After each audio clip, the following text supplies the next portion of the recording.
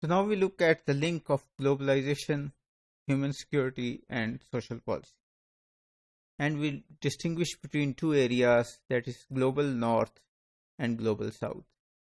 Global north is basically when we use global north in or north in social sciences, we mean thereby advanced economies, mainly European economies or North American economies like Canadian and American, and then the Australasian economies.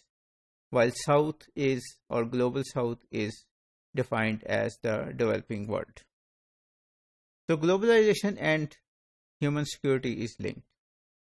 We have discussed 9/11 attacks and ISIS, how they are linked with, of course, globalization.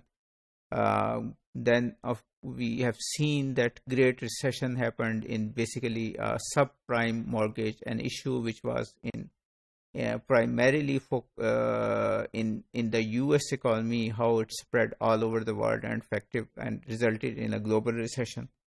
Then we see the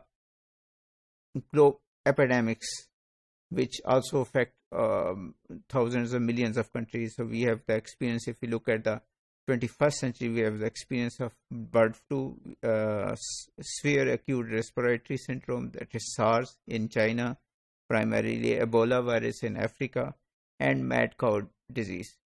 Of course, all these diseases were concentrated in a specific geographical area, but everybody in the world was worried, and every country and every government was worried, because there's very difficult in this era to limit an epidemic or something to one state, on one region or one continent, because of the globalization, because of the movement of people, movement of animals, movement of capital. Things spread quickly, and governments don't have the power to stop them. So human security is linked with globalization. Until the 17th century, medieval empires and kingdoms were the most common form of the state, and modern states were different in many ways from these states. So modern states were more centralized. There was a single legal system or law in the country. There was a single economy. Modern states helped develop the economy, and they had borders, so to stop their economic benefits going on to other countries. And then there was, of course, more nationalism. So medieval empires or city-states didn't have much nationalism. Nationalism is a result of this era of state system that came about in 19th and 20th centuries.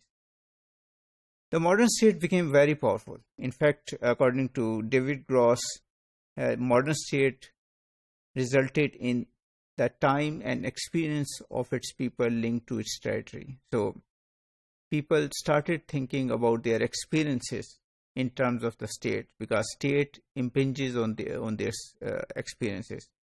State laws, state propaganda help develop people thinking, people's memories, people's future visions, people's desires were influenced by the state so much that it would be very difficult for a person living in one state to think similar to a person living in another state. So the thoughts and experience of all the people of the world were influenced by the states where they live in. So if you look at different, eras of Pakistan, we think of, the state or the person leading that state. So in the 1960s, it was Ayub Khan, and 70s was Bhutto, and 80s was there.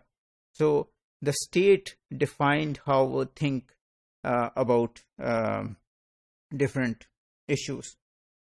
And our local experiences have become less important.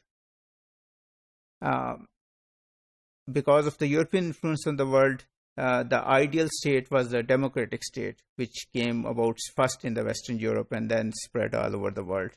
And the idea was that this state, because of the fact that it links with the people and it rises to respond to people's demands, it will increase human security. And for a time being, of course, it increased human security. But then we can see that during the world wars, because of nationalism and because of ruthless capitalism and the disconnect between global elite and media and propaganda and media information controlled by the global elite, the state is no longer in a position to secure its own nationals.